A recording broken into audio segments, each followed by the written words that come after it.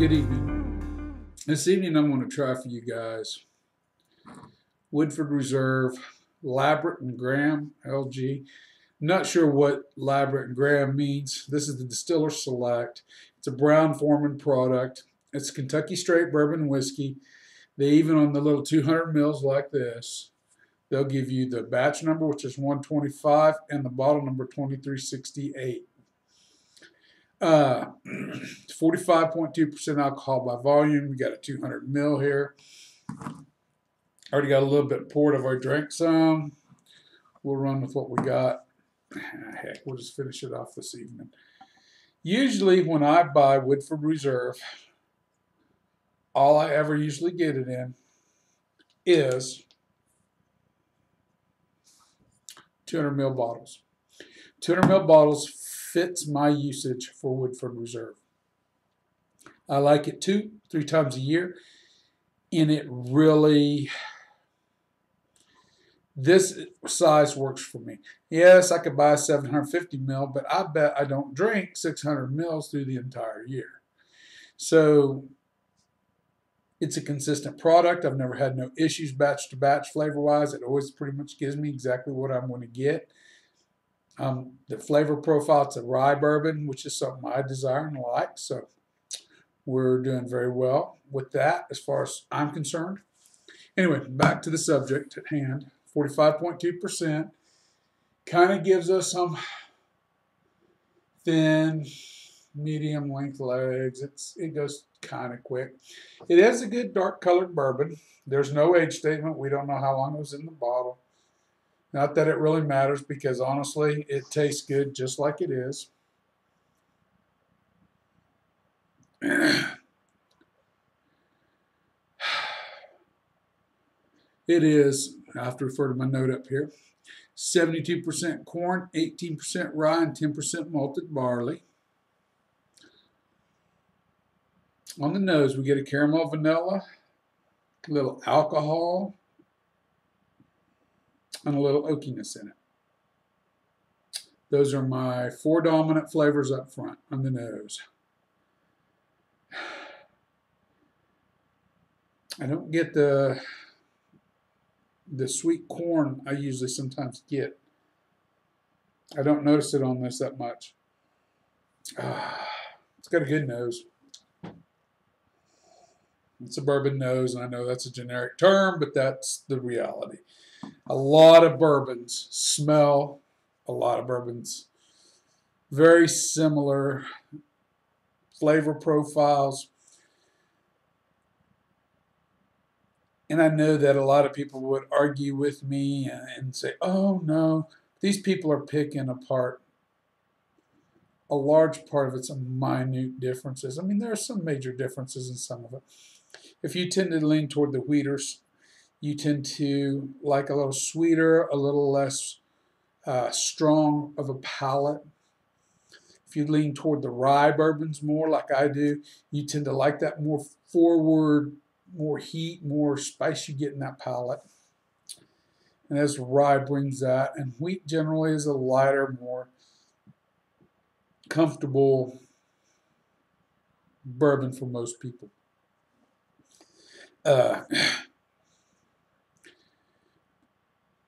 I'll leave that alone. I was going to go somewhere I shouldn't go. All right. Back to the task at hand.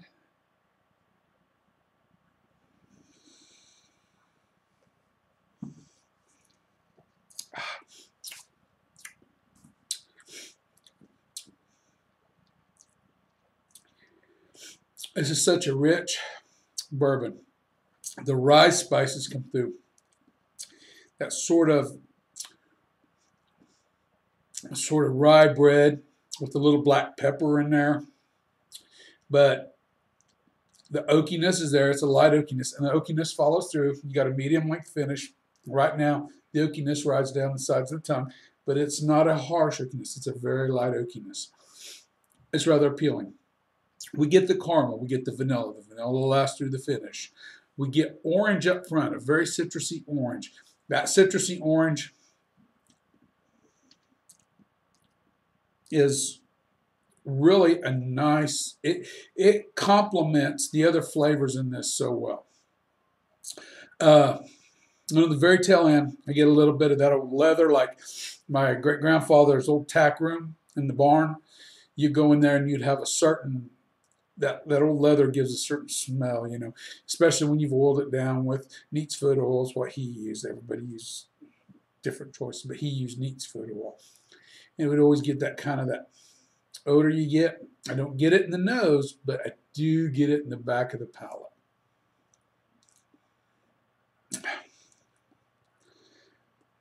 That's pretty simple. That's pretty much everything I get out of this. I like it. I like it for what it is. I don't like it every day of the week. But this is one of those that I always go back and buy a bottle. I show up, I go in there, and if I can't make up my mind what I want, and I'm looking for something different, and I just can't make up my mind, 2 to 3 times a year, I'll walk out with one of these little 200 mils. I enjoy them. I enjoy them for what they are. This size works for me. It has everything I need for my Woodford fix for 4 months. Let's say 4 months. And it does a good job at it. In fact, I would go get this before a lot of other bourbons just would not do. So, that being said, if you're in the market for just a 200 ml bottle and you're out and about, you're not going to get a better 200 ml bottle of bourbon. Well, if you could find maybe, you could get an equivalent maybe in the Jim Beam Black 8 with the extra aged. It's not going to be as strong. It's not going to be as bold as this.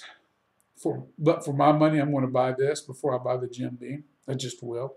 Now the 8 Jim Beam, I think it's the alcohol percentage in this being a little higher is the reason I would buy this 200 ml. Anyway, I digress. In my mind, if you're going to buy 200 ml of bourbon, this is one of the best you can get for a 200 ml bourbon to fit a specific moment in time. So your mileage may differ. Everybody's different. And I encourage everybody to explore and find what works for them. For score, I give it 1 point above. No, I'm going to make it the same as the Jim Beam 8. The Jim Beam Extra Age, I gave an 83, 86 to the Jim Beam. This I'm going to give an 86. They're 2 different animals with a slightly different character and a slightly different feel to them. And I like both. And really, honestly, if I seen them both on the shelf, which I rarely would see the 8, so if I was to see them both on the shelf, this is a mood-driven choice at that point. It depends on my mood and then which one I would buy for that particular moment in time. As I probably cannot get the 8, this is one I'm always going to get. That being said, I've already talked enough, probably confused y'all plenty by this point. I'll sign off with remember, the spirit in your glass is not running from you. Take your time, sip it, and enjoy it. You'll be better for it. And get you some Woodford Reserve. You'll probably like it. Everybody have a good evening.